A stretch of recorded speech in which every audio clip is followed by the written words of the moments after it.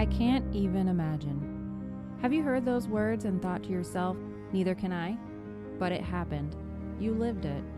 But most importantly, you survived it. We hear you, we see you, and we're here to talk about it.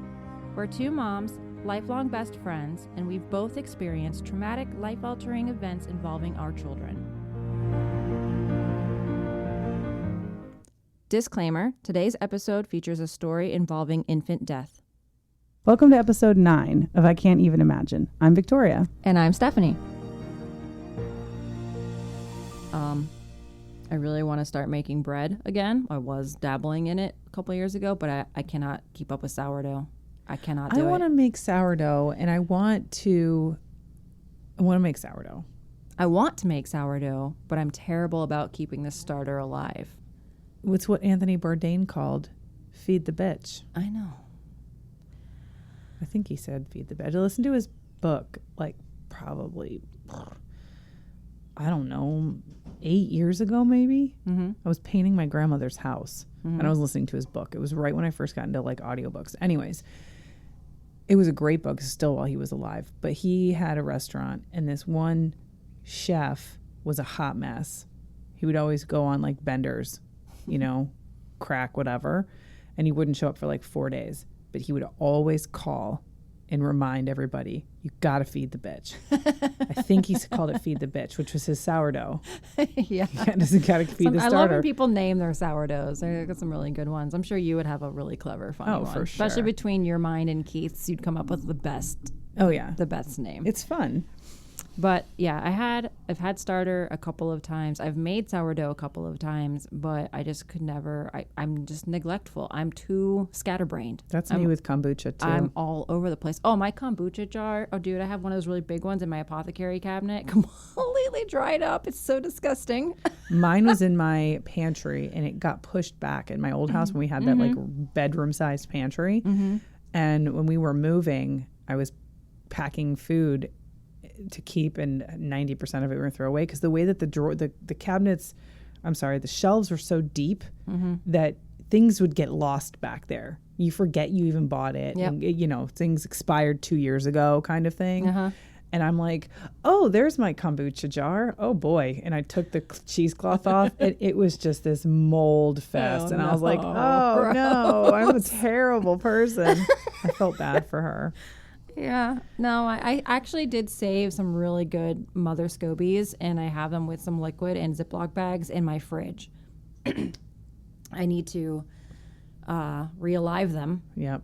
I need to wake them up, but that's just another thing to add to my, not my to-do list, but my want-to-do list. Yes. I have a million want-to-dos. I have so many want-to-dos. It's terrible. I went down the rabbit hole yesterday of all the prepping stuff, and I really want a garden. I've been wanting to have a successful garden for years. No, I have chickens. dabbled. You can't. I can't do it in my backyard, but I could do it in my side yard. True. And I'm trying to figure out what can I have in a small, excuse me. Trying to figure out what I can have in a small gardening space that would be worth my time, that would give a good yield is in this crazy climate that we have. Right. And, we do also have, at my church, I started a garden, but then that got neglected. Surprise, surprise, because I was in charge of it. Because the only people that were helping me were this, young high school, senior in high school boy, and this fresh out of high school girl. And then she went off to college, also became a missionary, and she left first. And then he graduated and started to work for his dad, and then he became unavailable. And then he switched churches. So then it was me. And Hurricane Ian hit, and right when we were actually getting ready to start our fall season in 2022 and plant stuff, and that got put on hold. And then it was just indefinite after that because, the two of them were gone.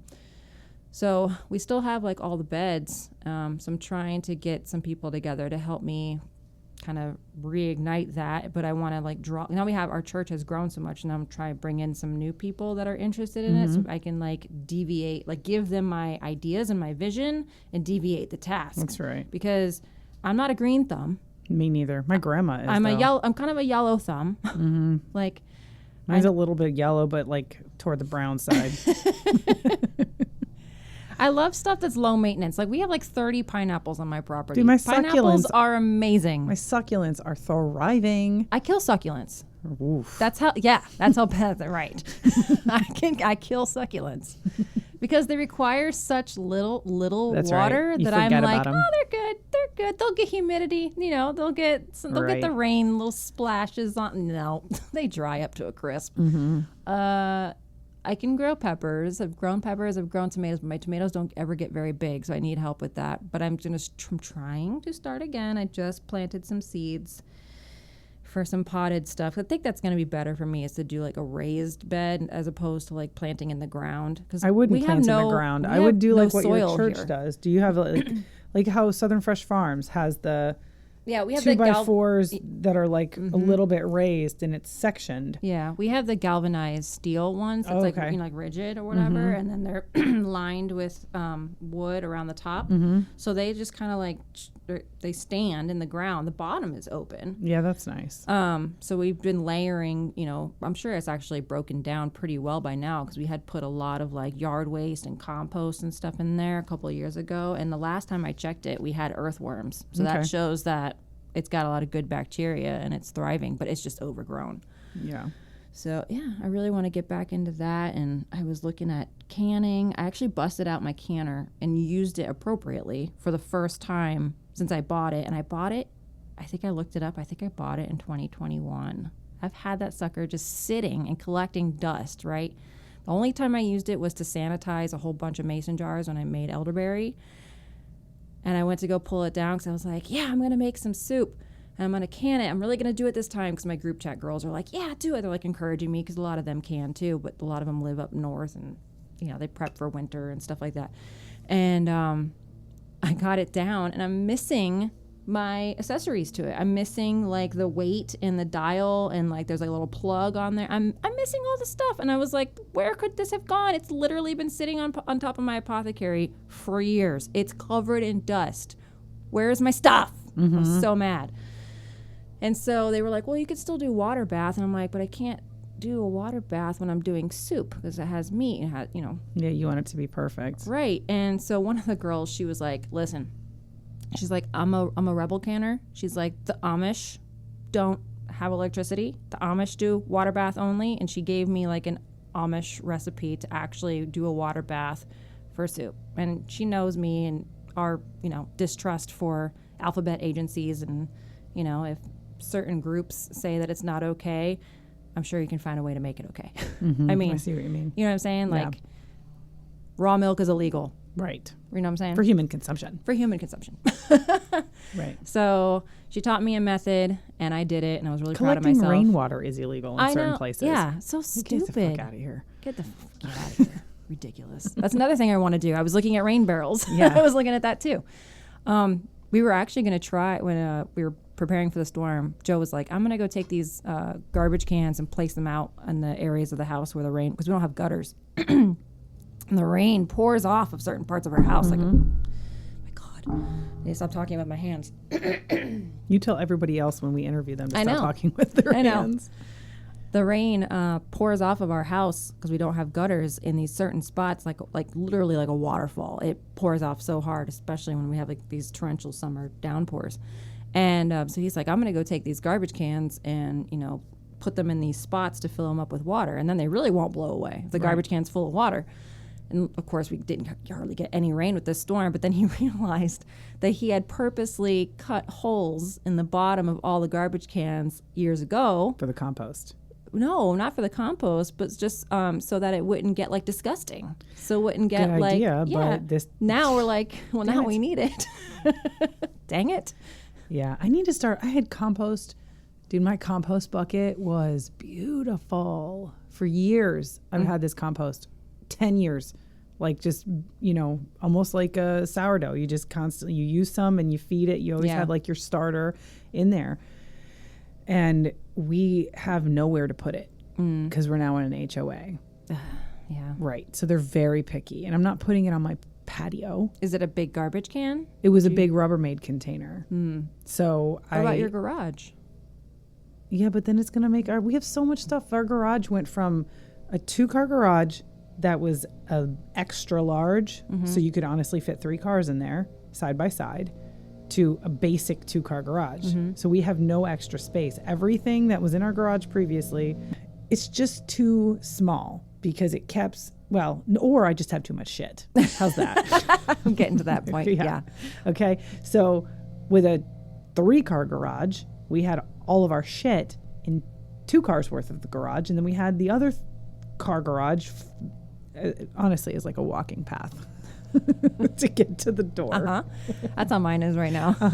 So this garage, now we're down to a 2-car garage, and it's just too small. This is such fucking first world problems, dude. I know. What is, I'm hearing myself say this stuff and I'm like barfing in my own mouth.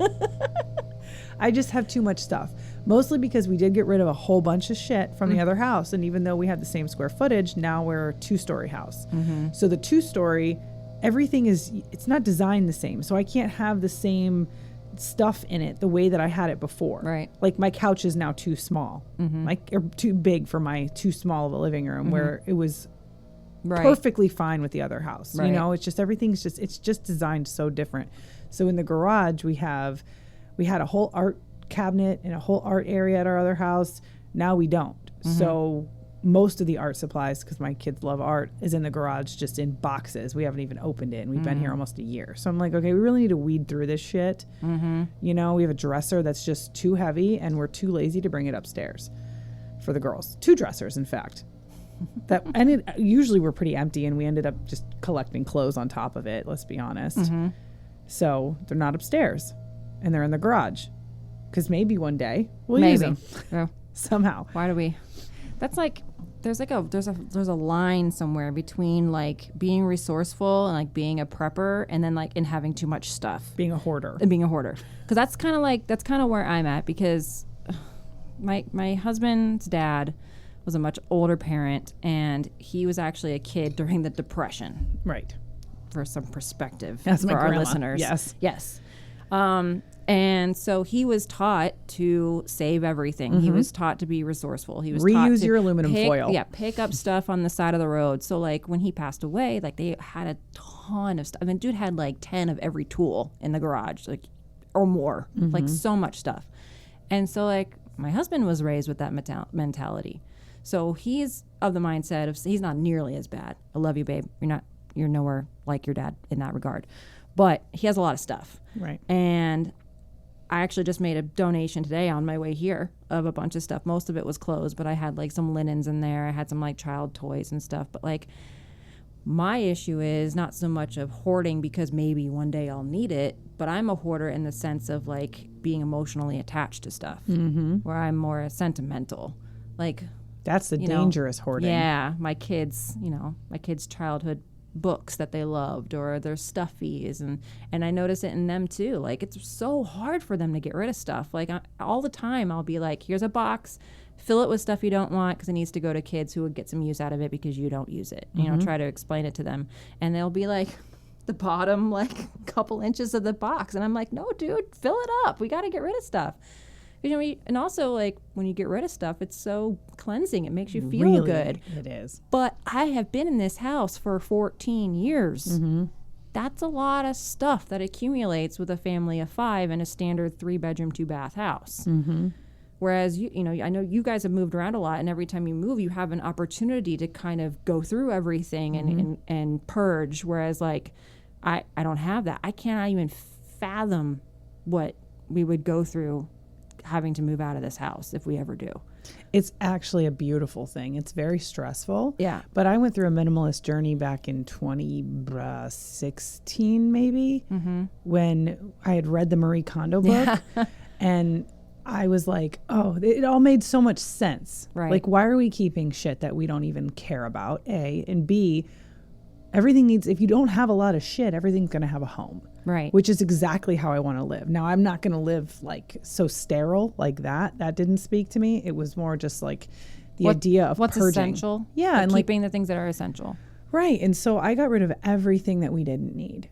I mean, everything. We had this house that we had 4 little kids, and we just didn't need 90% of the shit in our house. Like in the book, it talks about like, you know, one outfit for every day. And I didn't necessarily do that. I went because we had kids that were still in like diapers. Some of her stuff is really extreme. It was a little much. And then having like one towel per person, which sounds great in theory, but like what happens when somebody pukes? Now I have to have a stack of like puke towels in the garage, which I did. What happens when somebody spills, like my kids do all the time? Or pees on the bed. Or dumps, or misses the toilet. I don't know, just different things. Like our flooding. We've had our pipes in our house burst from under the floor. What was the first thing we reached for? Towels. Yeah, and you're going to use every single towel that you own? Yeah. That's supposed to be like wiping your face? No. So, but we had gotten rid of a lot of stuff that was unnecessary, extra stuff that just accumulated, and it felt so good. And when we moved out of there, we moved into a much smaller house, and it worked so well for a little while. And then my business started getting bigger, and customers started offering me more furniture. And, you know, there was a time where we didn't have a dresser. I couldn't afford a dresser. Nobody was giving one away for free. I looked on like the, you know, free pages of whatever, and nobody was giving one away. I needed one so badly, and nobody gave one away, and I just didn't have one. And now I have 2 in my garage that we're not even using. And I don't know if part of me is like, I keep stuff because for so long I was so broke. Right. I couldn't afford this stuff. The scarcity mindset. Yeah, now we have it, and I don't want to get rid of it, because what happens if the other one breaks? Now I can just toss that one, right? And then now I have another one, a backup, or if somebody needs one. I mean, I gave so much stuff away when we moved out of this house. I gave beds, because customers give me stuff, and like I'll bring it to the ACT shelter, or I'll bring it, you know, wherever, Salvation Army, or wherever is accepting donations, or I post it online. The problem with posting free stuff online is that people have ruined it. Right. For others that actually are in need. Right. Because I'll take it, and then they never show up, because I'll say on there no holds, but I'm going to hold it for you. I'm not a monster. Right. If you say I can't get there till tomorrow, but I desperately need it. Right. Sure. Fine. Right. And then they don't show up. And I've had 27 other people message me how desperate they are for it. Right. And now I say, hey, it never got picked up. Do you want it? Yeah, I'll be there in 5 minutes, and they don't show up. Yep. And it's such a waiting game. Yeah. And at this point, I'd rather just give it to Goodwill. Yeah, that's how I am too. Joe will tell me all the time, you need to take pictures of this stuff and we need to post it online. And I'm like, why? I don't want to, because I know what these people are going to do, because that's just the nature of the beast nowadays. It didn't used to be like that, but it, like you said, people have ruined it. I used to make good money on Craigslist off my stuff. You know, I'd get something, I wouldn't use it ever, you know, anymore, and then I'd sell it, and I'd make like a decent, not a profit, but I'd make my money back a little bit on it. Like when we moved out of the house where I was going through my minimalist journey, I had an envelope in my cabinet of all the money that we used to sell, because I had sold a bunch of stuff and gave it away. And we had like $1,500 just in crap that I was selling, that I was literally just going to give to Goodwill. And I'd rather give it to somebody or sell it to somebody who desperately needs it at a low price or free. But y'all ruin it for me. I'm just going to give it to Goodwill at the end of the day, and they're making all the profit off of it. And that's sad. Right. But my time is worth something too. Right. My effort and my energy is worth something. Yeah. Yeah, I just took all our stuff that I donated today to Teen Challenge. Now they're kind of like, it's like a thrift store, kind of like a Goodwill, where they're going to make a profit on it. However, it goes to a good cause. Right. They're probably a nonprofit. It's for Goodwill's not a nonprofit. It's for getting drug users and addicts and stuff off the street, and like doing something good with their life. Right.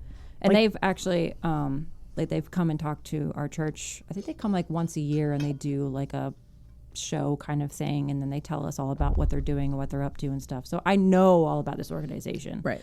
And I know that they're trustworthy. So I was like, okay. I'm like, a lot of this stuff probably can't be used, and maybe they'll chuck it, but like I know it's in good hands, and the money will go to a good thing. Yeah. Because like I don't want to do garage sales at yard sales, like having people come to your, you have something you paid like $150 for, and they're like 50 cents, and you're like, get the hell out. I don't even think garage sales are allowed in my freaking HOA. I don't want to live in an HOA.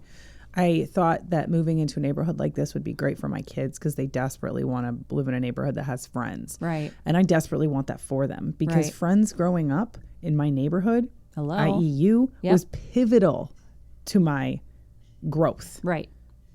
I could go out on my bike alone and we'd go to the whatever. We'd just Right. ride around all over the place. And you think an HOA is going to be safer too, and you'll have to worry about watching your kids while they're outside. Is some skis ball going to come by and pick them up in some white van? Right. Whatever. You can just let them ride, let them rollerblade, whatever. Go hang out with friends and come back when it gets dark. Right.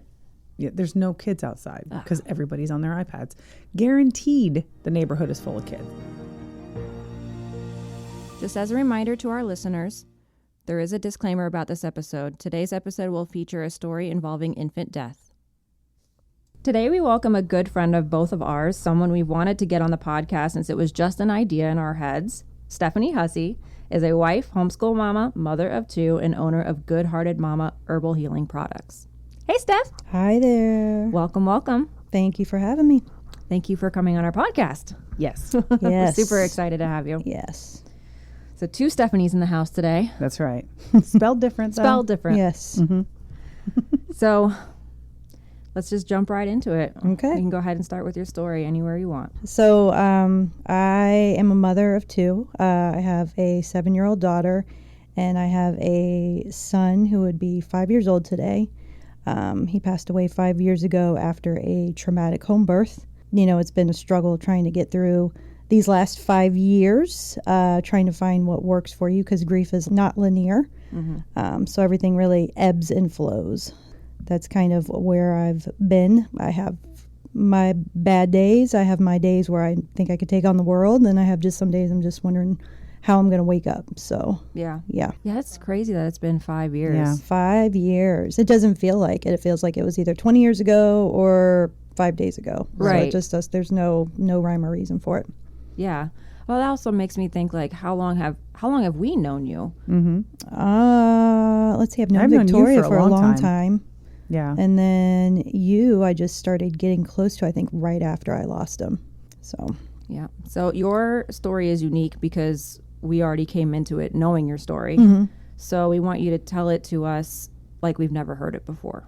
well, I had my daughter. I had a very lovely pregnancy with her. It was amazing, my first pregnancy, and hired a doula, and I did all my research, and I was able to have a very amazing hospital birth. No issues, very natural, idyllic, I guess would be the best way to describe it. It was very, clean cut, just perfect. So, when I got pregnant with our son, I wanted to aim for a home birth because I thought, well, my gosh, that was just so easy in the hospital. Why can't I just be surrounded in my home with a knowledgeable provider who's going to help guide me and I'll be able to catch my son in the bathtub or catch him, in my own bed and be able to just relax. And that was the goal. After various recommendations, we decided on a provider. Things were going well in the early pregnancy. And right at the beginning of the 3rd trimester, I was at an appointment and my provider was palpating my belly and he flipped and went breech. And my provider said, "Oh, no, it's still early. Don't worry. And I said, well, I am worried because, I would not like to have a C-section. And, oh, no, it'll be fine. Okay, well, I was still worried, but I knew what to do. I went home and did my spinning babies. I did everything that I could do. I talked to him. I, tried to guide him. And then he ended up going transverse a couple of times and flipping back and forth. And it was, very disheartening, very discouraging because I was thinking, well, I'm going to have to transfer somebody soon if he doesn't go back, if he doesn't go head down. My provider did not want me driving to where I was supposed to go. So they sent another midwife in her place to kind of monitor me, but she didn't want to push down too hard. She didn't want to see where he was because he was quote unquote touchy. Then she said, he's head down. I said, oh, okay, great. I didn't think he was, but I was like, okay. And so I started to monitor things, hiccups, things of that nature. Backtrack just a moment. They said that they didn't want you to drive. Why was that? Because of the placement. They didn't want me sitting in a car for longer than 45 minutes. So instead of you driving to the office, that's They decided when they to send somebody an employee else to you. Yes. Okay. Because prior to you were driving there. Prior right? to I was driving there. Okay. And she was convinced that he was head down. I didn't know at the time because, it felt a little different. My body looked different, but I thought, well, this is a second pregnancy and things sit a little differently. And I went and saw a chiropractor and they did the best they could to try and, give him more space and reposition my pelvis. I was doing my due diligence to get him head down. When it came time, I started to feel the early labor signs. I was like, oh, it's go time. It's go time. Like, well, we're there. We're at that point. And I called my midwife, my primary midwife, the midwife that I hired for our son's birth. And I said, it's time. He's ready to come. She said, okay, well, call me when, the contractions get closer. Now, this is my second pregnancy. This was at 9 a.m. And I said, okay. So I continued to contract. I continued, to do everything that you do when you're in your early labor, your ball, bouncing on your stability ball and walking and doing the things. Then we got to that point where they were starting to get very regular. And my husband called her and said, it's time. He's going to be coming soon. And she says, well, I'm running some errands now. And I will start heading your way, but I'm going to send another midwife and you'll get a little bonus. You'll get 2 for 1. You'll get the both of us. Okay. Well, this was at about noon and my doula showed up, my photographer showed up, and we are in the throes of labor. It's beautiful. There's music. My husband and I are dancing. My daughter's coming in and playing. My dogs are playing. Like, it's perfect. I couldn't imagine the early labor as calm as it was. And then the birth assistant started showing up. The secondary midwife showed up, but my primary midwife still had not shown up. So 1 o'clock goes by. She was supposed to be on her way. 2 o'clock goes by. Nobody. 3 o'clock. So on and so forth. I'm getting into the transition stage. Mm-hmm. And they say to me, why don't you get in the tub? I said, okay, I'll get in the tub. It's that time. He's going to be here. So I'm in the tub and I'm laboring. And, labor land, time, you don't know what time it is. No. You don't know how long you've been there. You don't know how long it's been going on. But I was in the tub for, about an hour or so. And my husband was getting worried because the primary midwife still had not shown up. So she left a voicemail on my husband's voicemail saying that, she had to run to the bank and she would be there shortly. This was at late afternoon. I'm in the tub laboring, and then all of a sudden, as I feel bearing down at that point where you're going to bear down, I start bearing down and I push and out comes a foot. I'm like, oh no. Right. But I'm still not freaked out yet because in my mind, breech is just a variation of normal. Yep, I was just going to say that. Yep. This is possible. Yeah. Okay. It's just a thing and we'll get through it. Well, the secondary midwife didn't see things that way. She freaked, to put it mildly. She freaked. She started screaming. She started panicking. She's yelling at her birth assistants to call 911. And it becomes pure chaos, absolute chaos. And we all know how our bodies are in fight or flight. We know that the moment that chaos hits, that's it. We go into fight or flight. Our bodies shut down when my body decides to shut down. So at this point, my son's got his feet out. His feet are out of me. And I'm like, what do we do? What do we do? So I look to my doula, who's the only one who's calm in this moment. And I say, what do I do? And she says, she looked to the midwife. She said, shouldn't she get on her hands and knees at this point? And she's like, okay, yeah. So I'm on my hands and knees in my bathtub and I'm trying to get my son out. But at this point, it's a losing battle because my body has shut down. My natural contractions that would move my son out of my body have shut down. So I'm pushing on sheer will at this point because he's hanging out of me. He's literally, hanging out of me. His cord had prolapsed.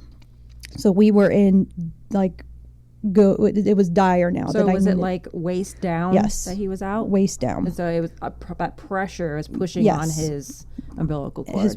So he was essentially without oxygen. I could hear some chatter because I'd closed my eyes. I went into my own little safe space because there was chaos with the secondary midwife.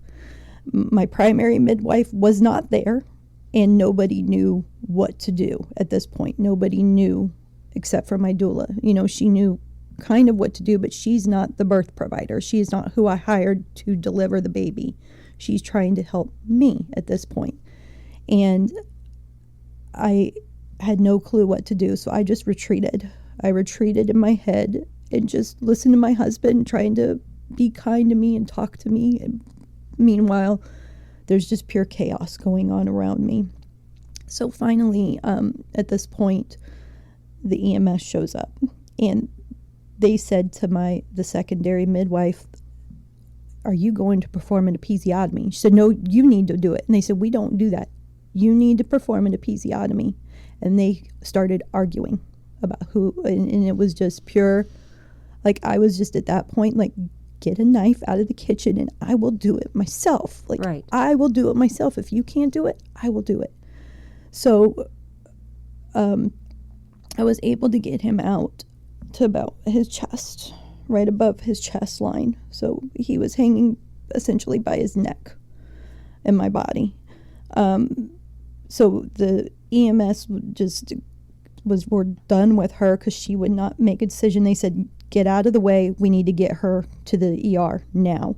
So I'm placed on a stretcher, and I am with my son hanging out of me, essentially on hands and knees on a stretcher, out of my house in broad daylight at 5:30 in the afternoon on a Thursday, for God's sakes.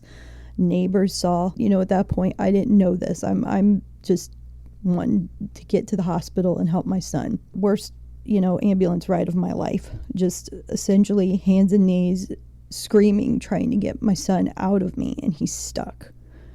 So get to the ER, and they had to hold me down and put oxygen over my face and try and calm me down, because I was clearly in distress. And they performed about an almost third degree episiotomy and got my son out of me and put him on the table next to me. And I could see him finally. First time I saw him on a table next to me, and I'm holding his hand while they're trying to perform life-saving methods on him. So I was holding his hand, watching him and just talking to him, and he was just so beautiful. He just had this beautiful strawberry blonde hair, and he was 8 pounds 1 ounce. He was perfect. He was absolutely perfect. And meanwhile, they're trying to work on me because I'm still delivering a placenta. I'm still, doing all these things, and my body's doing these things, and I'm trying to focus on him. And then they brought in a chaplain. And then I'm in this little room. If you've ever been to the hospital, the ER room, it's tiny.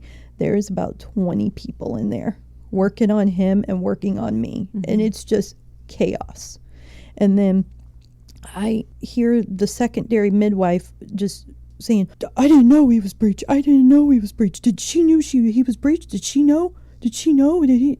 And she was just trying to cover herself. It felt like, instead of focusing on me or on my son, it was just trying to, a little CYA action with her. Mm-hmm. And they brought the chaplain in, and I was just told my husband, just tell him to get away from me. Tell him to get away from me right now. I don't want to see him. I don't want to, this is not, my focus is not him. Because they essentially thought that something was going to happen to me too. Because I was in pure just shock. I was, just bleeding. I was my body was just not responding well to anything, I think, at that moment. So then by the time they got him stable, they got me stable, they pumped me with morphine for the pain because they cut me. Mm-hmm. And I had no pain. They couldn't do anything to me down there. Or, my own body. I was fully awake. So they started pumping me with morphine, which I didn't even know at the time. So they loaded him in one van and they loaded me in another van and took us to Golisano and put him in the children's hospital. And then I immediately went back into surgery. So, and I didn't know the severity. That's the thing. I did not know the severity of what we just went through. So while I'm getting stitched up and repaired down there. I was completely under. And then I woke up and my husband was there, and his face said it all. But it didn't occur to me. I just, I'm doing the mom things like, well, make sure they don't do this to him and make sure they don't do that to him, but not knowing that he'd been without oxygen for 28 minutes. He was without oxygen. Once his cord prolapsed and once they got him out of me, 28 minutes. Like 8 minutes is the danger zone without oxygen. That's the danger zone. That's when you start, brain damage sets in. But 28 minutes, and I had no idea, like not a clue that it was as bad as it was, because I was out of it. And, I spent the night in the hospital. And then I woke up and got in my wheelchair, because I'm still just postpartum. I'm still, I'm in pain. You know how it is when you wake up postpartum, a natural birth, like your body is just, and I went and saw him in the NICU for the first time when he was all cleaned up, and just, he was hooked up to every imaginable cord, and it was just, seeing him for the first time like that, and it was just heartbreaking. And I couldn't believe it. Like I was still just, I wanted that. I wanted to have him in my arms. I wanted to breastfeed him. I wanted to, skin to skin. I wanted all these things, but I couldn't. He's hooked up to all these things. He's not moving. His eyes weren't opening. He was essentially being kept alive by machines. So there was no brain waves. We stayed with him day and night. We stayed in the hospital with him and went through all the things that you go through with the doctors, and they're reading you, the reports, and they're showing you the brain waves, and they're showing you all this medical stuff, and you're just praying for a miracle. Like I was just praying for his eyes to open up and for him to look at me, and that everything was going to be okay. And it wasn't. And, we knew that there was no more brain waves left. I mean, it's after 28 minutes, it just wasn't possible. My son's soul left his body a while ago, and that was something that I had to come to terms with. So on day 3, we had to make a decision. We had, my mother and my father got to meet him, and we stayed with him, and we talked to him, and I got to give him a bath, and I was able to take, as a mother, my milk could come in too, while I was in the hospital with him, because I'm essentially laying next to him, so it's like my body sensed it, so my milk came in really early.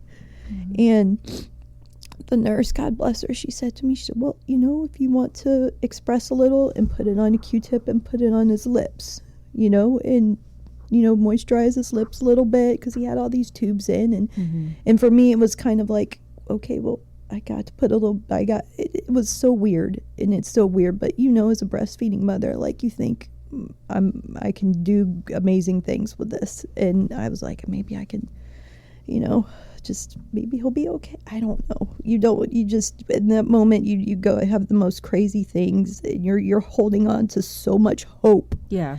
That something is going to change. And but yeah, we said goodbye to him. My daughter, who was 2.5 at the time, she was able to come to the garden at the hospital, and she was able to meet him and touch him and play with his feet and his hands and blow bubbles, and she was able, because we went back and forth. I'm like, do we let her meet him? And then I had a best friend of mine, and she said, Steph, you need to let that little girl meet that little boy, because that's her brother, and she needs that. Even if she does remember, you'll have the pictures, and she'll know that, like, she got to meet her brother. So she got to meet him, and then I got to hold him for the first time, which was amazing. And my husband got to hold him, and we were able to talk to him and study him and really look at him without all these tubes attached to him. And he was just so beautiful. He had just strawberry red hair, and it was perfect. He was stout. He was a stocky little boy. The only thing that was still working on him, it was his heart. So once they took out the breathing tubes, he passed away in my arms 20 minutes later.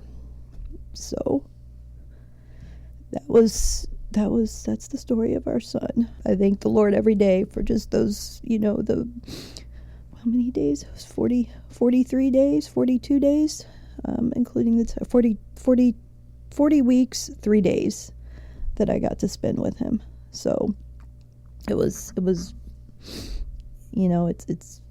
he's my little angel, and nobody can ever replace him. And I will say his name and talk about him and talk about our struggles and our journey. And, that's the beautiful thing about it, as hard as it is. It takes a lot of courage and bravery to speak it in this platform. Mm-hmm. And I think a lot of our local listeners, especially in our little circle of community of moms, Mm-hmm. already kind of know your story a bit. Mm-hmm. And this will really kind of paint the true picture of what it is, rather than, what I heard on Facebook or what I heard through somebody else. Yeah. And I also want to touch on, I know after this all happened, you were able to kind of give back to the NICU community. Can you talk about that a little bit? Yeah. So, I see a lot of people, that kind of malign the hospital setting, and that's fine. Everybody has different experiences. But our experiences at the NICU were just they touched our heart. I had a nurse named Julie, and she reminded me of my Aunt Julie, and I loved her so much. And she, on his last day, she said to me, she goes, can I baptize him? And I said, please do, So she actually prayed over him, and she was so kind. And I don't know what they see. I don't want to think about what they see in the NICU, but for her to just her kindness just stuck out with me. Everybody was just very kind. They didn't rush us. They didn't try and patronize us, or they were very calm. They were very just loving, and it touched us a lot. And being in that space and knowing what a NICU parent goes through, and what even just those 3 days is horrible, and they were a blur. I don't remember hardly any of it because I didn't eat, I didn't shower, I just was there. We wanted to do something for NICU parents and for parents that were in our position. So we heard of something called the cuddle cot, and we didn't get to use it because they didn't have one. We wanted to get another one for the health system. So a cuddle cot is essentially a cot that's cooled. So if you lose your child, your baby, you can place your baby in that cuddle cot, and it allows you more time with them. It's essentially, keeps the body in a good state for you to spend more time with your child. That precious time that you will never get with them. So it was very important for us to do that. So we were able to raise money to get one of those, and then we were also able to raise enough money to provide comfort care bags for parents in the NICU. So I was thinking, well, what did I want? Okay, well, I wanted energy bars, chapstick, comfortable socks, fuzzy socks because it's so cold in there, neck pillows, blankets, gift cards to the coffee shop downstairs, things like that. So I was able to make, bags for, I forgot how many families at the time. This was a while ago, but enough, for them to pass out. And we were also able to provide a catered lunch for the NICU staff. So that was another amazing thing we were able to do. And then recently, for his birthday, his 4th birthday, we were able to raise more money, and we were able to purchase $100 in gift cards for 39 families. That's awesome. So gas cards, a gift card to the local breakfast place nearby, the coffee shop. So take care of some of those families while they're there. That's such a beautiful way to give back. Yeah. And, you know, in his name. Yeah. And honor him and help all these families. I love that. Yeah. How long after his birth did you guys start doing those things and get the cuddle cot? That was about a year.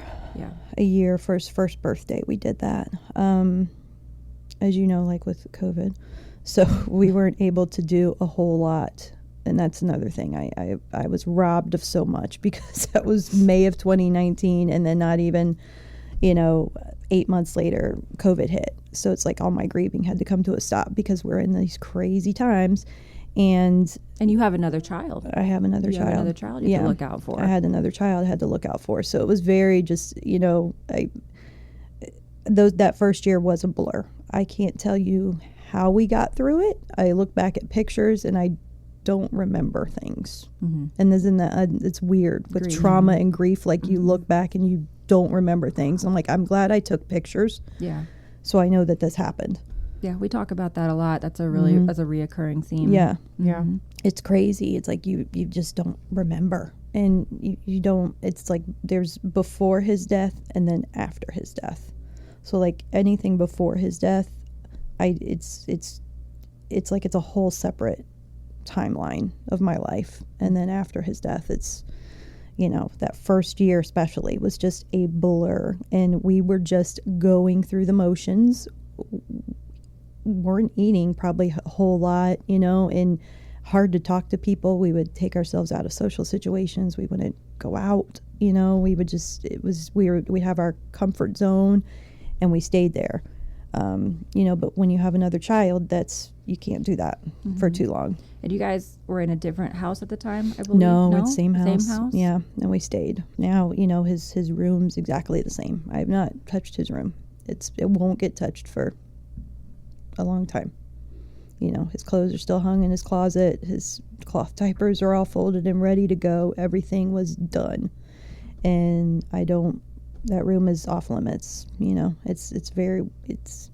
My husband even suggested like, well, we need to sell the house. And I said, you're not doing that to me right now. You're not forcing me to move out of this house yet. I'm not ready yet. I'm not going to go and, change things.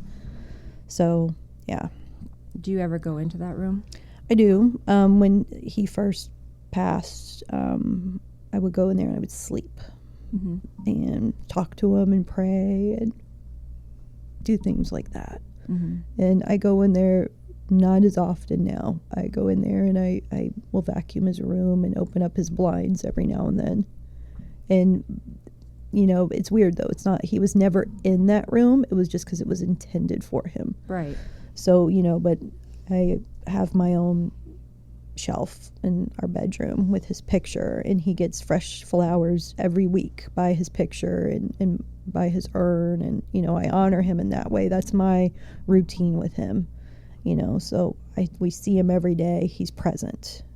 Mm-hmm. It's just, if he was here, you would have a routine with him. Yeah. So now you still have a routine with him in your own very messed up routine in your own way. I have another child, but when I look at my friends who have multiples, and I don't feel like I'm as much of a mother as they are, and that's hard sometimes because I should be, every time he turned a year older, I would think, okay, well, this would be what our house is like right now. This would be what my life is like, and this would be what our routine is like. And I got robbed of that. So, I feel sometimes that like I'm not a mother, even though I am. It's hard. It's only like lost mothers will get it. It's like you try, like, you tried to give your child a sibling. You tried to give your husband a son. You tried to give your parents a grandson, and you couldn't. And so it's like not only a failure feeling, but also you got robbed as well. You feel like a failure to your family, and that's a horrible feeling. So the routines are just like they're good, but it's just that constant reminder that this is not how life is supposed to be. I'm not supposed to be, waking up in the morning, kissing my son's urn and buying him flowers every week. It's not supposed to be like that. So I get it. I understand. Yeah. Yeah, that makes sense. Does it in a way help you process your grief in finding routines in that way? Yeah, I mean, it's like I said, it ebbs and flows. And this is the other horrible thing about grief, but sometimes you just suppress, Mm-hmm. because you don't want to go through it at that moment. Right. But it hits you like a ton of bricks. Like when we were in Orlando this past weekend and seeing these moms juggle multiple kids and, the siblings playing together or fighting or doing whatever. And then you're like, God, what, then you're overcome with those feelings. Yeah. You just can't pinpoint when it's going to happen. It's just, my daughter right now is going through the motions big time because all of her friends have siblings and it's just her in the house. And she hates it when her friends leave. She doesn't like to leave friends because she doesn't have anybody to play with at home, she says. So it's been a struggle in our house the last year, and she's asked me, Mommy, why can't I have a brother or sister? And it's like, I tried.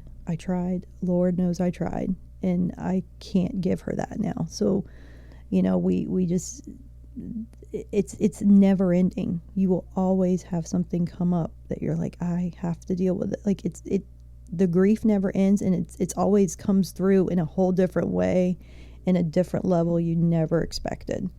And it just hits you like a ton of bricks. Mm-hmm. So with doing the little routines and, the flower routine, that's my routine. I pick out a beautiful bouquet every week and I put it by his urn. And that's just my little sunshine next to his picture. So, and we kiss it every night. And when we go away, we take his, when they took his footprints at the hospital, we take those with us. So we always have a piece of him with us, with our family when we're doing something. Oh, yeah, that's really sad, but it's also really sweet. Yeah. And just for a listener's sake, and you weren't able to have any more children after him, is that correct? So, when I was 7 months pregnant with him, my husband had to have an invasive surgery done. So he figured at the time, well, we have our boy and our girl, we're done. So he got a vasectomy. So I know those can be reversed. They can be reversed, but then, we've had just the fallout from his passing has been, right. I mean, job losses. Yeah. Just the economy, just everything just kind of, and then for a reversal, it's a lot of money. And then that takes a year. And I am no spring chicken anymore. So we just kind of figured that this is what the Lord blessed us with. He blessed us with a, healthy daughter, and, and we're our own little team, and it's how it's supposed to be. And, So what have you done, outside of like your little routines and stuff? Have you spoke to therapists, counseling? What do you do for your own mental well-being? So I have a great therapist. My husband and I both started seeing her about a month after. We started to come to our house, because we just weren't, keen on leaving. It was very hard. And she came to the house, and then we see her. I see her like once a month now to talk things out. I've tried EMDR, and I did not care for it. It wasn't good for me, because EMDR is for trauma, and sometimes I think my traumas, I've dealt with it. The trauma of driving by the hospital, the trauma of, being in my bathroom where everything happened. I'm at a good place. So I didn't feel EMDR was helpful towards me. Mine is more just grief and guilt, wrapped up in a perfect little ball. So I did not continue with EMDR, but I do stick with my therapist. And, exercise is my big thing. I started exercising about 3 months after. And that was it for me. I've always been big on exercising, but now I need it. Like, I need it. And if I don't get it, you can tell, and I can tell. And, just being outside, gardening, being with my animals. These are the things that make me happy. Listening to music, that kind of thing. So. And what about telling your daughter? I know she was little. But how did you explain this to her? Because this seems so heavy for a little kid to understand. It's heavy in the sense that she doesn't remember a whole lot, which is hard. Yeah. I mean, it's a blessing and a curse. She remembers the sirens from the EMTs and the fire trucks coming to our house. She remembers that, which is depressing. But luckily, my mom was with her at the time, keeping her in another room. My mom did not know what was going on, so I can't even imagine what my mom was thinking at the time. Oh, my gosh, yeah. I can't even imagine. We've never really talked about it. My mom was keeping her in another room when everything was happening. When she knew things were kind of going downhill, she took my daughter to another room and was trying to keep her mind off of things. So, she sees the pictures. I just don't think, like, she's asking a lot more about death, and I know that a lot of that's very natural for her age. She just turned 8 on Sunday, so I know a lot of that's very natural. So we're trying to gauge if we need to go a little further, have her do some talk therapy, that kind of thing. She's a very resilient, strong little girl, and I think it's just, as far as what happened, she knows that mommy trusted people and things happened, and my son couldn't breathe. She knew that my son couldn't breathe. He couldn't breathe, and that's essentially what happened and why he passed. So. And I imagine that she has maybe not a memory of him herself, but a big memory through you, because you keep him alive in spirit in your life, bringing the footprints and having the flowers. Yeah. So does she have any part of that routine, or remind you, don't forget his footprints or something like that? Yeah. I mean, she knows when we go to the store, like, she helps me pick out flowers for him, and, then she'll pick out some for her.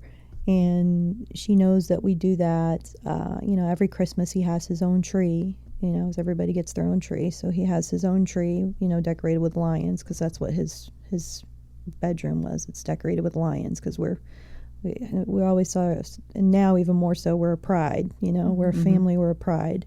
And he was our little lion. So she helps decorate his tree every year. I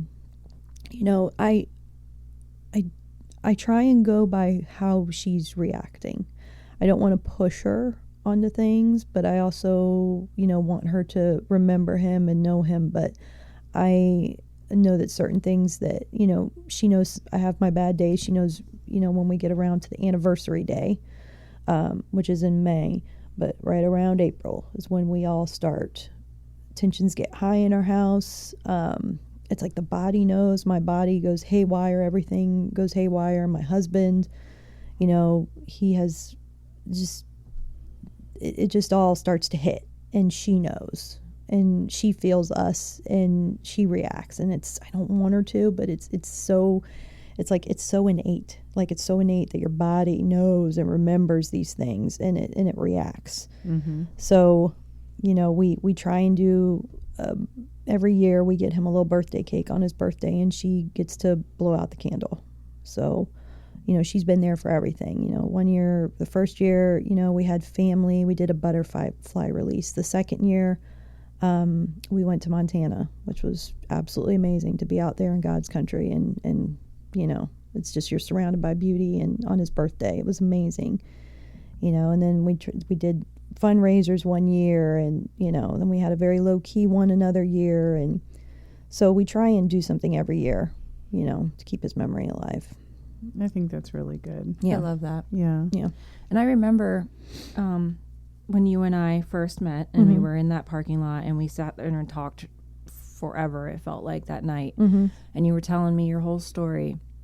And I remember saying to you at that time, I'm like, I know that knowing you and what I know about you, I know you're going to find a way to honor him. I know that you're going to find a way that his name is going to live on. And then like seeing what you've done and what you are currently doing and continuing to do is like, it's beautiful. I don't really know another word to describe it. It's beautiful. Thank you. So I've always been, a couple of years before my daughter was born, I got really involved in just taking care of myself and not, I was working for a professional baseball team at the time, and those guys, they're just the epitome of health. And I was like, I gotta step up my game here. I've always been into working out and, trying to eat better and things like that. But then when you get pregnant, it's just, you can either go one way or the other. And I went the one way where it's just, don't want to put anything bad in my body or in her body, and started researching ways to support my health and support her health without the need for any prescriptions or anything that over the counter or anything like that. And you know how it is, you dip your feet and you start doing the elderberry and all that, and you're taking care of yourself, what vitamins to go after. But then when we lost our son, that set me up for a whole new world that I did not know how to navigate. Can't sleep, you're not sleeping, your hormones are just all over the place, your immune system takes a dive. It's crazy. Your skin, you start aging practically overnight. Grief does such a number on the body. It's crazy to me that more people don't learn how to support their health, especially when you're going through trauma and grief. Like, I knew at the time that I had the propensity to even eat more or imbibe more, which I did not want to do at all. I've never been one on prescriptions or anything like that. And I knew how to handle stress, but this was just completely different. I started researching things that I knew would help me and my cortisol levels and help with my sleep patterns and help all of our immune systems. Obviously, at the time, we're not very good. So I started making my own tinctures to help my family. You know how it is when you're taking all the supplements and the vitamins and your capsules, and it's too much. It's too much. So I figured it's tinctures. Like a whole meal. It's so bad. In your stomach, it's just, you're just sitting there popping things. I'm like, I don't want to do that anymore. So I started making my own tinctures because it's nice and concentrated. It's nice and easy. And I wanted something that I could give my family and know that, we're not getting crap, essentially. Right. To help our bodies. Yeah, you know what's going in it. I know exactly what's going in it. So I started doing things for our sleep. I started doing things for our immune health. I started doing things just for everyday stress, cortisol, reducing support. And, then I started giving them away to friends and family. And then friends are like, why are you giving this away? And you saw it working in your own family? I saw it working in my own family. That was the main thing. It was just like my husband was on a sleeping pill and an anti-anxiety pill after we lost our son. With one of my tinctures in magnesium, I was able to get him off all that. That's awesome. And he's just like, I can't believe it. I'm like, yeah, it's that stuff is just, it's horrible, because he was waking up every morning and he was shaky and groggy, and he was just like, I can't do this anymore. I'm having trouble working. I'm having trouble going to sleep. And I said, okay, well, so I started doing that, and I was able to get him off of it. I was able to get his dose down to just a real low dose for his anti-anxiety. And now he's not on any of it. But at the time, getting him off of that was just very important to us, because his body grief, it's crazy. He was breaking out in rashes. His eyes were swollen. He was just, it was so bad. So, a lot of that was just from stress and sleep. So being able to do that for my family was just amazing. And, giving it to friends, and they were just like, why are you giving it? I'll pay you for it. And I'm like, no, I just want everybody healthy. That was my whole thing. I just want everybody healthy. I want everybody sleeping. I want your immune system's good. But then, the creative juices start kicking in, and I'm making more things to help me out, essentially, and my family. But when I make these things and I sell them for Good Hearted Mama, I'd give them away if I could. I really would. just because I believe so much in the power of natural healing and the power of just anything to keep you off the prescription pills and let your body heal naturally. It's like I always say, like, you know, the earth has an answer, like nature has an answer. Mm-hmm. You just got to ask the questions and you'll find your answer. And there's something out there that can help for most things, obviously. But, you know, the things that our society's plagued with right now, we don't get enough sleep. We don't eat right. We don't, you know, we overload with prescription pills. I mean, it's just being able to have that and offer it and also tell my story, because a lot of people come up to me and they'll say, well, you know, why did you start all this, or what is this from? And I said, well, here's the thing. I lost my son 5 years ago, and I needed a way to help myself and my family that wasn't going to hurt us and that was going to get us back into natural healing on our body's own terms. And, you know, I think that people can see that there's the passion there and that there's authenticity with it. It's not just because, it's not whatever. It's like I stand by this stuff. And I know that without some of this stuff, I would be in a lot worse shape than I am. I wouldn't have been able to handle the emotions and the stress and what my body was going through at the time. I was able to kind of gently aid it and get through the things and not have to resort to prescription pills or alcohol or things, you know, that are not natural to get me through tough times. And are so easy to just so easy so easy. Yeah, they're just, it's too easy. They make it so easy for that stuff. And they you know, I didn't want that. I knew that I didn't know what I was in for, because I've obviously never lost a child. So once you lose a child, you don't, it's I don't wish it on anybody. And, you know, you can either go one way or the other. When you're faced with trauma and grief, you could either go this way or take this road. And I tried to take the road that was natural, the road that, you know, I knew that it was going to be hard and I would have to really be patient. But, you know, in the end, I feel like a different person, just health-wise too. Mm-hmm. So that leads me to my next point. What would you say to somebody who has gone through something similar or has lost a child, has stillbirth, for their healing? Where would they start? For healing, be gentle with yourself, obviously. You know, you have to go through it. You have to go through it. And if it's like for me, I mean, I had a daughter, so I didn't outwardly go through everything. I did a lot of crying in the shower and crying in my closet, and I still have to leave the room sometimes because I can't take it. But, you know, you have to go through it and don't suppress it, and you have to find a good outlet, a good, you know, somebody to talk to, a therapist. And another thing too is that I didn't even touch upon, but like what it does to your marriage. A child loss, what it'll do to your marriage. And the majority of couples who go through child loss don't come out of it together. They don't. And I've always I saw an analogy, and I think it fits, but it's like your husband is on one lifeboat and you're on your own lifeboat, and you can't save each other. You have to save yourself, because you can't get to that. You have to save yourself, and you each have to find your own way to get through it. So having a strong marriage, talking about it, you know, taking time to talk about your feelings together, and seeking help as well, seeking, you know, a therapist or what you need at the time. If it's working out or finding a hobby, like you have to do these things.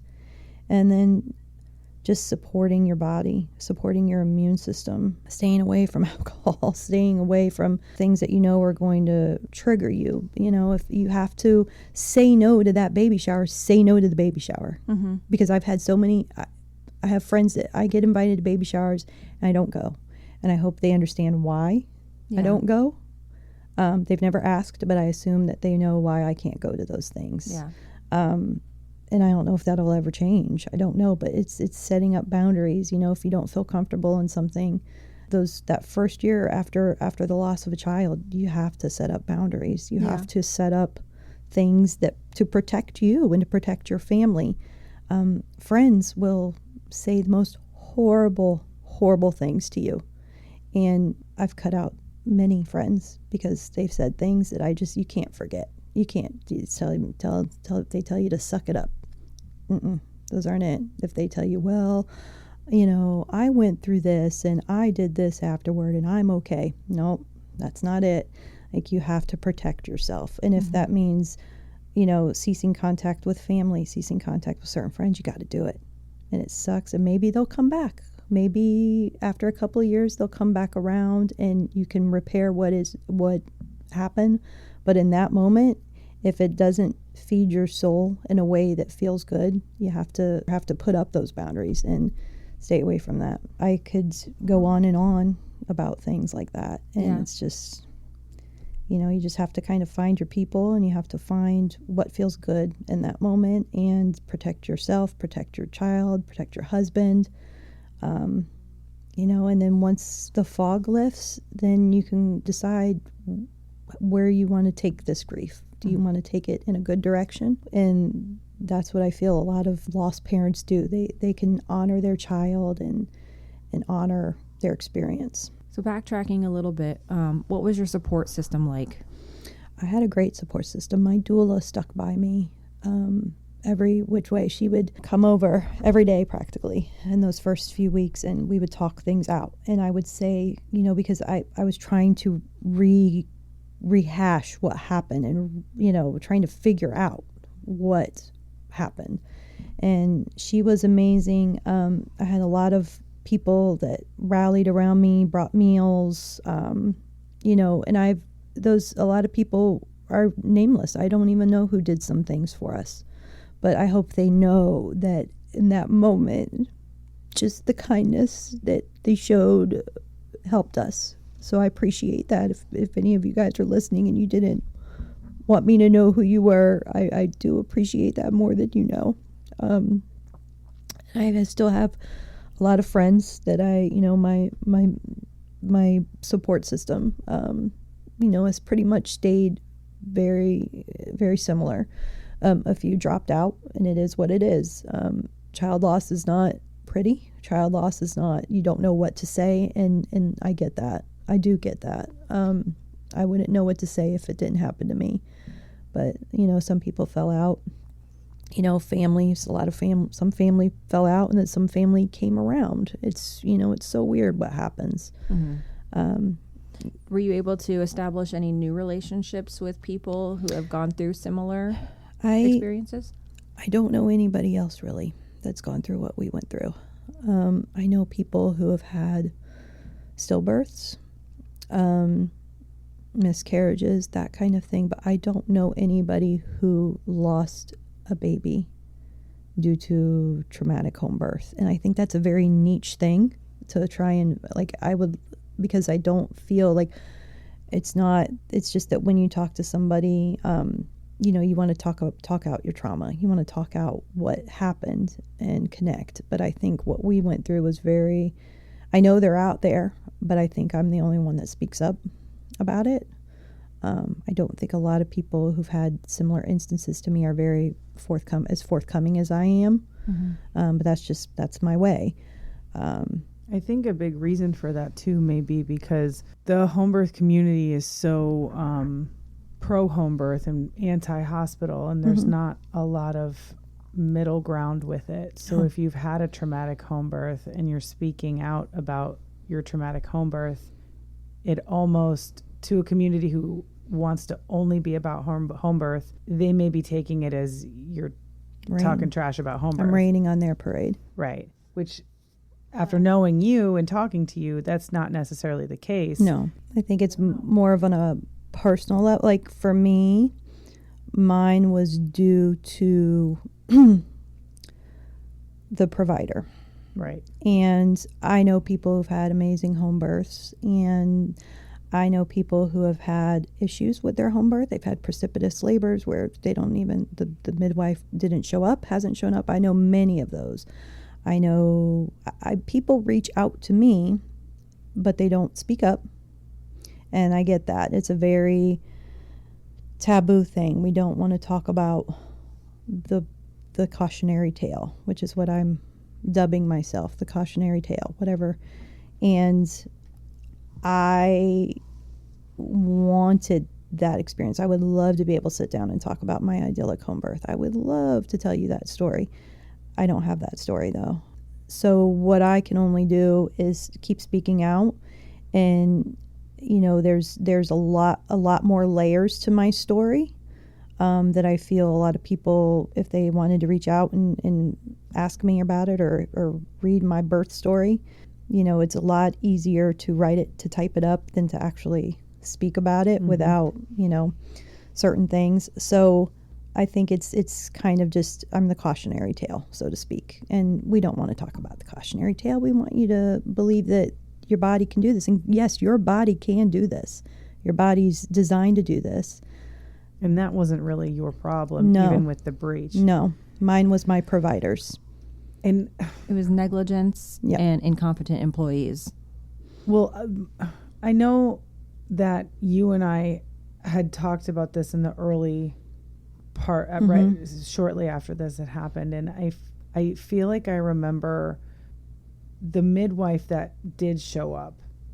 She was new to the job. Yes. And your previous midwife, or the midwife that's supposed to show up, the one that I paid for, the primary midwife, if I remember correctly, when the baby was breech earlier on, she was trying to tell you, like, don't worry. Yep. I have had experience with this. I know what to do in a situation like this if the baby decides to go back to breech. Yes. Okay. I just wanted to clear that up with my memory because I couldn't remember. Yeah, it was. Feel like you told me that. Yeah, it was. It was when I had that appointment where he did turn breech on, like, just light palpating. He just went up. And I was told that, I've done this before. Don't get scared. If he happens to go breech during labor, we have the tools to handle it. That's what I believed. I've always believed that, birth is it's a normal thing. It's not an emergency until it happened to me.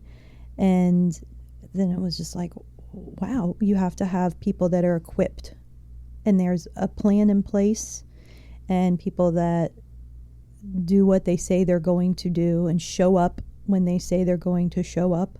Maybe skip the bank. Maybe skip the errands, because this was my second birth. It was not going to be long. My first one was not long. Right. My labor was not long. So this is all. And you're so in tune with your body just as a human. I knew exactly what was going on, and looking back now, and when the secondary provider was in the emergency room saying he flipped, he was, he must have flipped. There's literally, after all the research I've done, there is no way for a baby, an 8-pound, 1-ounce baby with a massive head, you'd have felt that shit, to go from head down to head up in labor. You'd have felt it. Yep. A million times over. It's impossible. Right. I have done so much research after this. Right. And spoken to other midwives around the country. And they said that the likelihood of that happening is just like getting struck by lightning. Yeah, well, like and it feels probably like you're going to get struck by lightning. Yes. Because there's times when babies are breech back in long time ago, when the doctors would literally put their hands in and turn that baby. Yep. And that's not comfortable, to say the least. No. It's happening. If a big baby is turning, you'd have felt it. Yep. Oh, yeah. You'd have felt it. 8 pounds, 1 ounce. He wasn't a small child. Especially that transverse. That's when they get to that transverse side, when they're like sideways.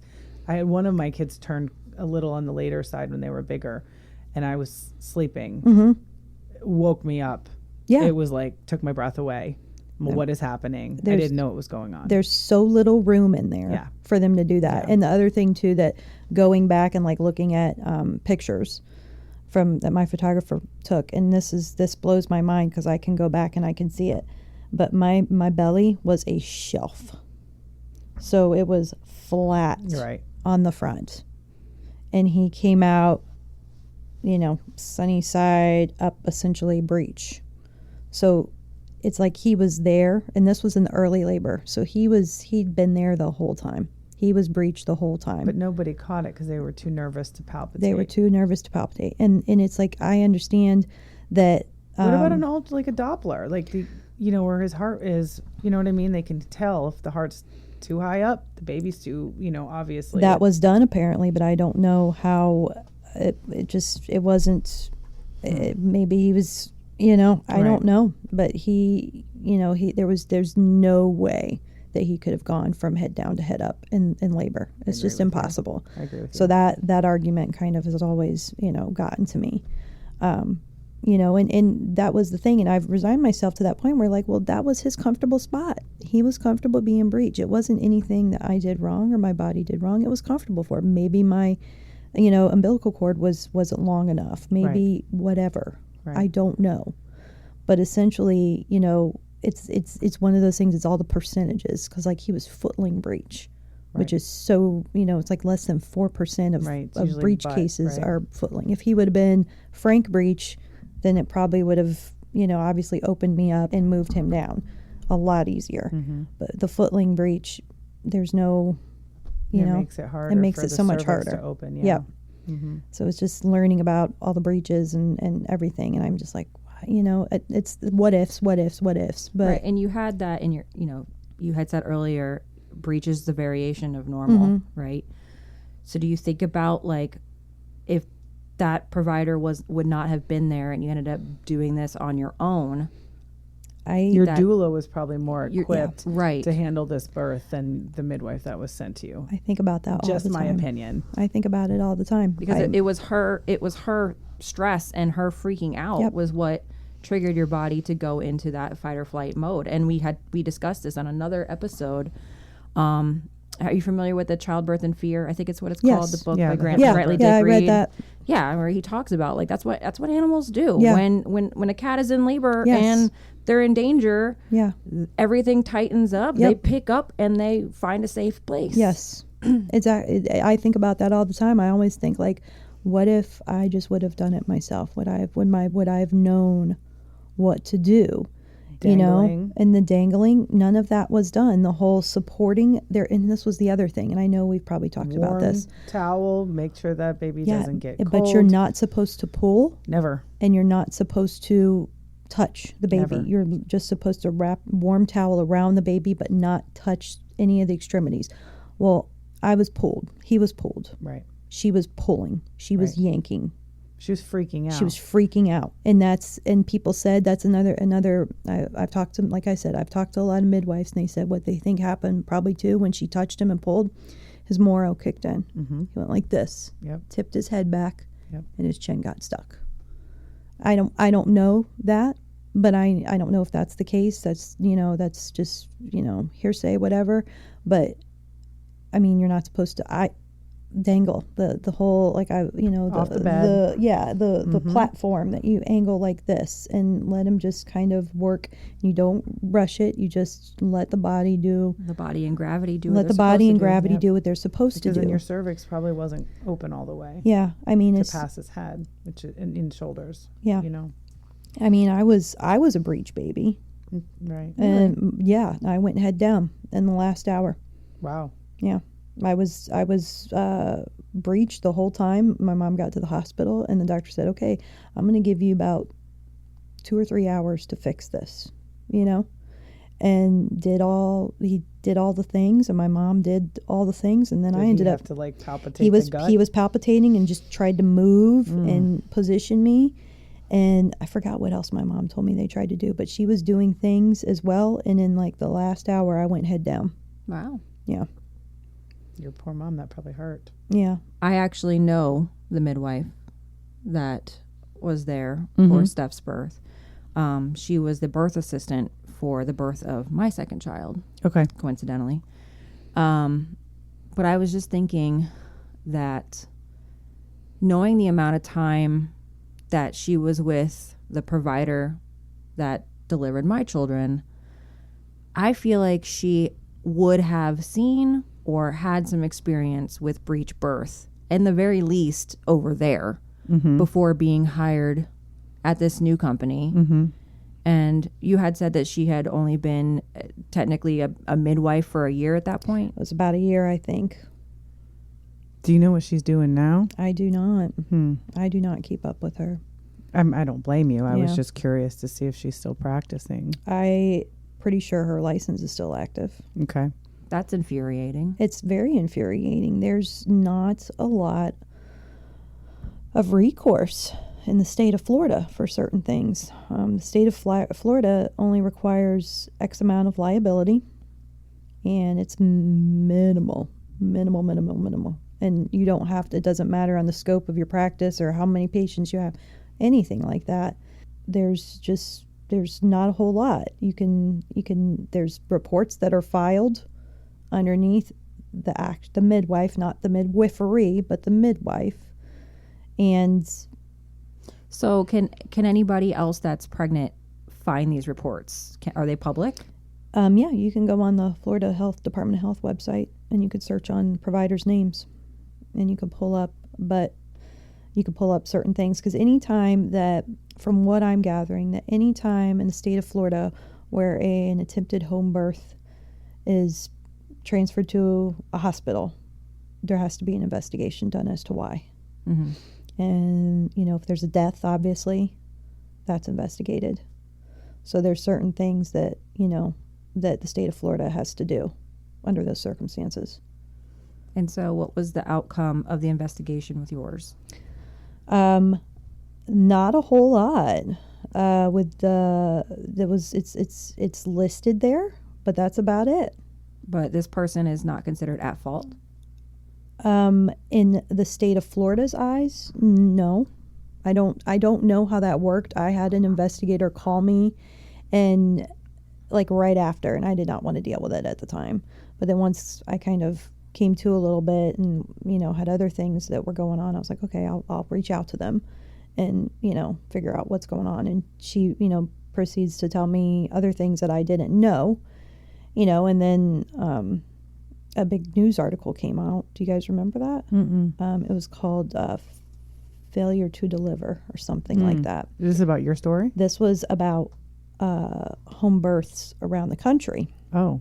So I didn't know about this, but then they did a local section with the news press. Okay. And my best friend's like, this was in August, so 3 months after, she's like, did you see the news press article? I'm like, no. She goes, you're mentioned in it and your son's in it. I'm like, what? Nobody even asked you? No, because the reporter went back and went through all of these stories around Southwest Florida with certain midwiferys and found what happened to us and reported on it. Wow. Yeah.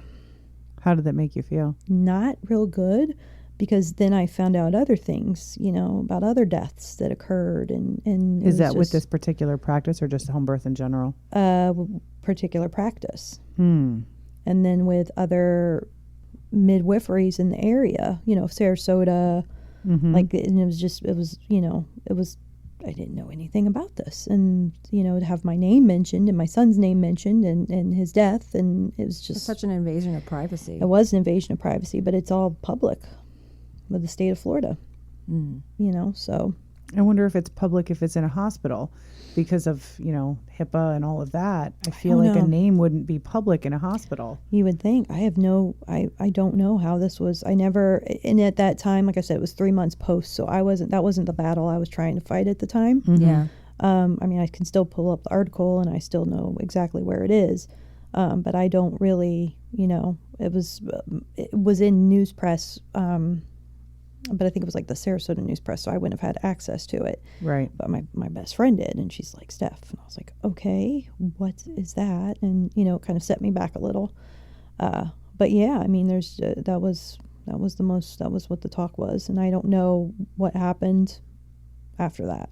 I'm glad that there was an article, though, because then it's shedding light on how people should do their due diligence when it comes to choosing a provider and asking questions. And also, maybe this person that was there at your birth that shouldn't have been there, she may have had a squeaky clean record in the 1 year that she was practicing, but it only takes one person, one not so good situation to now have a not squeaky clean record. So you can do your due diligence. You could have looked her up and been like, oh, she's great, and had no idea. I think what it's one of those things where I will never get answers Yeah. as to why the provider that I hired chose not to come to my birth. And that's like I've been trying to work through that for these last 5 years, because it's like, what was wrong with me? What was wrong with my son that it was not important, Did they talk to you at all? No. Probably couldn't, right? No. Like legally that they couldn't, or they wouldn't? Probably. No, I wouldn't. I would not see. They showed up the next day at the hospital Okay. and wanted to speak with me, and I did not want to speak with them because that was no. I don't want to speak. But I to mean, you. in the past 5 years at all, No. have you had any communication Nope. with them? No, and nothing. Nothing. So you had said earlier, talking about the article, that was not your fight at the time. What was your fight? Well, I guess waking up every day, but also too figuring out what were the ramifications of what we just went through. We now, the piling amount of medical bills that were showing up on my doorstep. Yeah. A son that's not there, the medical bills from him, medical bills obviously from me, therapist bills. Did you seek legal counsel? We did seek legal counsel, and that has been settled. That has been settled. Mm-hmm. Yeah. Nothing would ever replace our son, obviously. Yeah. In the state of Florida, with their laws and what they require, it's a drop in the bucket, and that's just how the legal system is designed for medical providers. You would think that after what we went through, but it's like I said, there's nothing that'll ever replace him. I think it's more for me is just getting the story out there, getting our voices heard, and making sure that, like I said, due diligence, but sometimes due diligence isn't, you have to rely on somebody's word. Mm-hmm. And if they don't keep to their word, Right. that's when the things can happen. So you have to have a real good, I guess, what's the intuition about somebody. So if you were able to fight to change laws or anything like that, is there something that could have been done in any way that you can think of to prevent the incompetence, negligence of I think an situations? ultrasound. Mm-hmm. I think, and that's I know a lot of people go into the home birth realm because they don't want to do the invasive things. And part of that is ultrasounds. A lot of people don't like ultrasounds. People don't like I don't like ultrasounds. Or cervical checks. I don't like ultrasounds. But when you go from a medical model like what I did with my hospital birth with my daughter, which was seamless, it was perfect, to the home birth, you kind of expect. I held them, I wouldn't say to high standards because I was coming from the hospital model. I think cervical checks, especially if that the baby is transverse or, has propensity to go breech. I mean, these things need to be done. Mm-hmm. And I think midwives need to sometimes put their foot down and say, no, we have to do this. We have to check baby's placement. Because you can't go saying that, you can deliver a breech birth, but you're not there. So it's, you can be as knowledgeable as you claim to be, but if you don't show up in that moment, then that doesn't help me at all. Right. If I would have known that he was breech, then yes, transfer me to the hospital on my 39th week or whenever, and we will set a C-section date, because I'm not going to put my son's life in danger. Even if you're claiming that you will be there, or that in the event that he does go breech, you can deliver him, but you're not there. Right. So now my son is no longer here, and I am left with the what ifs. And honestly, I think that I love the hands-off aspect of it, but sometimes you got to be hands-on. There's times, and I've heard other stories where, the hands-off approach hasn't really turned out well for the mother or the baby, and in my predicament, what we went through, then I would have to say, just even if it's an ultrasound, just a quick ultrasound, just check and make sure the baby's head down in those later weeks. Yeah. Or cervical checks, leading up until something's going to have to protect the mom and the baby. Had you had a cervical check when the midwife, not the one you hired, but the replacement? I had no cervical checks Had whatsoever. you had a cervical check, she probably would have found his foot. Right. I didn't have one cervical check my whole pregnancy with him. And what would she have reacted in the same manner? Possibly, but it had been early enough. Yeah, it would have been early enough to get me to the hospital. Yeah, and you're literally 5 minutes away from the hospital. Yeah. I would have gone to Health Park, so. But in the event that it was an actual, because like an emergency. Gulf Coast is a trauma center. Yeah. So they could have just taken you right there. They'd have known what to do. They would have. Now, is there any, is there any incompetence? Do you feel like the EMS team did their due diligence? I felt they did as much as they can do. They cannot do episiotomies. They're trained for a year on every aspect of trauma, not just birth. So they're only trained up to so much. Yeah, they can. I couldn't imagine that they would have any idea what to do. I feel like that's something that they should know how to do. They don't. They provide life-saving care. And that's considered life-saving. Yeah, but that's very Honestly, invasive. It was a very invasive care. I mean, from what I've gathered with talking to the EMS is they are not trained to do that. They're trained to provide life-saving care and to get you stable once you get to the hospital. Right. But they couldn't. That's an intricate and detailed. I already had a pretty gnarly experience with the hospital that did the episiotomy. It was, don't think I would have wanted an EMT to do it, but I don't, at that moment, I don't think it was so, the time was just of the essence at that point. Right. So I wouldn't have cared. Right. Hell, I would have done it. That's what you said. Yeah, that's what you said. So, but that was the thing, is they fought. And that, how much time was wasted over them arguing? Yep. Right. Because she didn't want to do it. But her freaking out just in general infuriates me. Yeah. Mm-hmm. Infuriates me. Yeah. I'm so thankful for your doula that was there, too. and just to keep calm and make a very logical suggestion that any doula would know. Maybe midwives aren't trained in breech anymore because they're just automatically sent to the C-section date typically. Hopefully. So maybe she just had zero experience or training. Well, but the primary one though, that was her thing. She went to Mexico and delivered babies down there and did 66 breech births or something like that. I forgot how she told me. She oversaw that or something. I am so pissed that she didn't show up. I remember though, after they wanted to send the secondary midwife to my house to do a checkup on me. Fuck. And I said no. I don't ever want to see her face again. No. And How could she kept calling, and I was like, I don't, and so I'm surprised that she even had the balls Right? to do that. Want to show up. And so I went to Miranda after to go get checked up. I was like, I'm not going, and that's why my doula's like, go see Miranda, at least get everything looked at, make sure you're okay. Like healing after yeah, the surgery I'm healing and everything. well, because I didn't want to see her, but like, no.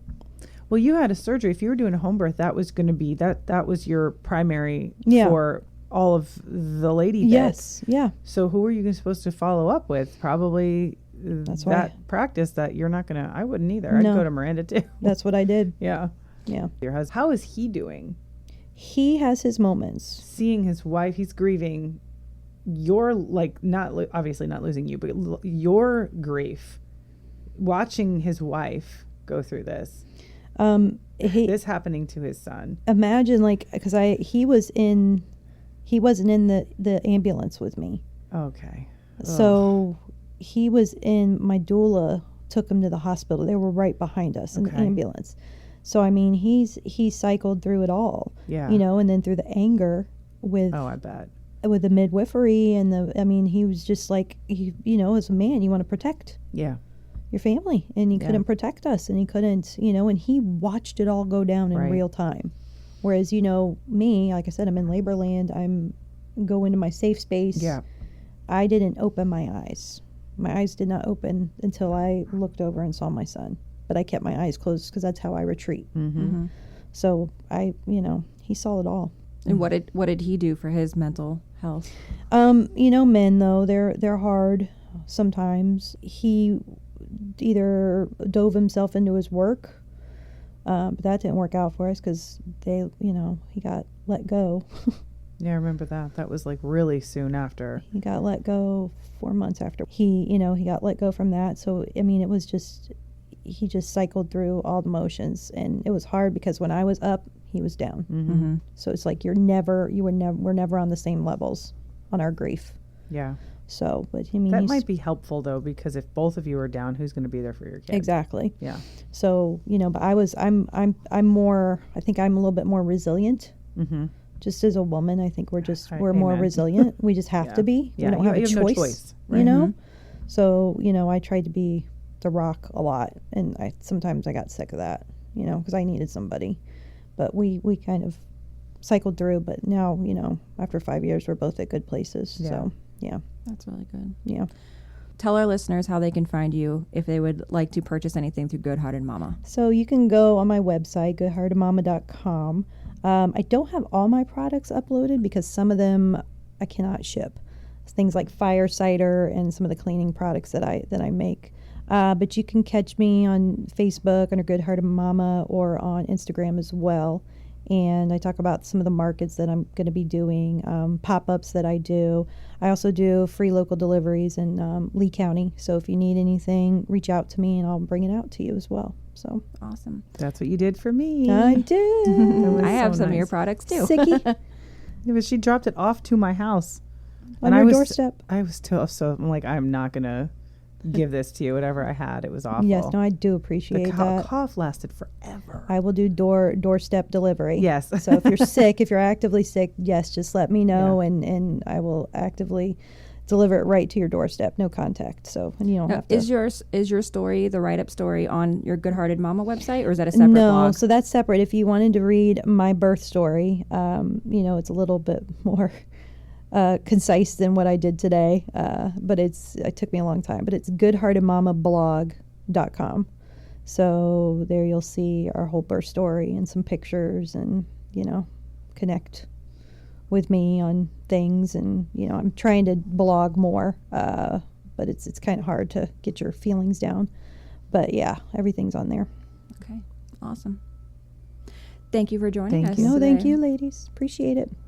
We've wanted to have you on here. Like I said, since you were the very first person that we talked about. No, I appreciate that. Yeah. Thank you for And this was me. back when our idea was like way off from what we're actually doing. I know, but look at you now. I know. We're So doing it. awesome. You said you were doing it. I was like, oh, that's great. And then It was like months. boom, boom, you're out there. I was like, wow, look at them go. Yeah. That's great. We've taken the last 2 weeks off because of the hurricane and a big editing snafu. Yeah. Yeah. Lots of tech issues. Lots of not having power, not having internet. Yeah. Set us back pretty bad. Those hurricanes suck. Just Feel glad ya. it's I over, feel ya. hopefully soon. Yes. I'm just going to say it's over. It's over. It's over. It's over. November 30th. It's really over. Yeah, but it's over. We're on the downturn Yeah. now. So yeah. Yeah, if it'll just get colder now. We had a little bit of like a tease. Yes. And now it's Now humid it's- as hell again. It's beautiful though at night. It is. I take Yeah. the dog out. It's gorgeous. Yes. I love it so much. So Victoria, how can people find us? Oh, God, I don't know. She always does the ending, and I don't know. I don't know. You can find us on Instagram at ICEI_podcast or on Facebook at I Can't Even Imagine -a podcast for moms. And very soon we will have a website. So be listening for updates on that. Thank you so much for listening. Thank you. Bye.